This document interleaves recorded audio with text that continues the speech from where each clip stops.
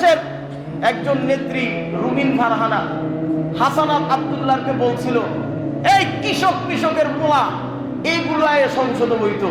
আরে হাসানাত আব্দুল্লাহর মতো এক কৃষক রাজমিস্ত্রির পোলাকে সেখান থেকে উঠায় নিয়ে সংসদে বসাইছেন কে? আল্লাহ। আরে জোরে কর না, কে?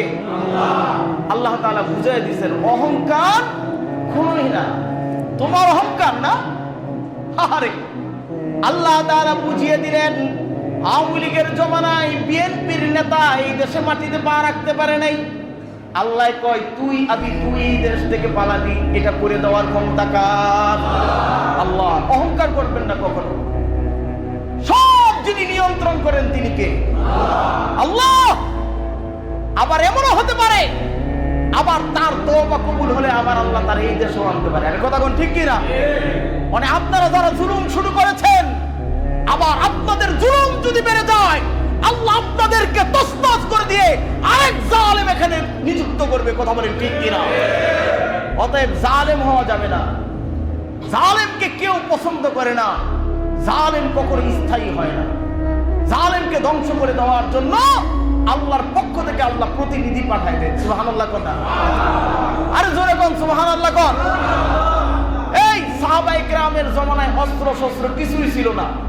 বদরে আল্লাহ তাআলা তাদেরকে জীবিত একবারে বিজয় করে দিয়েছেন। আমাদের বাংলাদেশের অবস্থা, ছাত্রদের হাতে কোনো অস্ত্র কিছুই নাই, খালি লাঠি আর বেন্দার মিছিলই সব শেষ। আরে কথা কয় না, ঠিক না? বাস্তবতা করে দেওয়ার মালিককে। এজন্য সাবধান, যে যেখানে আছেন নিজেকে নিয়ে চিন্তা করেন, কি নিয়ে কবরে যাইবেন।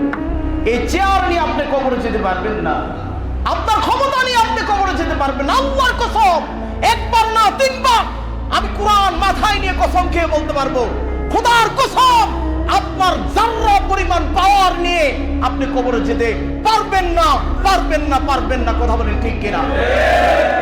আপনি মরে গেলে আপনার মাছি নাকের আগা থেকে মাছিটা সরানোর ক্ষমতাও আপনার না। কথা বলেন ঠিক কিনা? কিসের তো অহংকার আপনার? কিসের দাপট আপনার? কিসের অহংকার ভাই?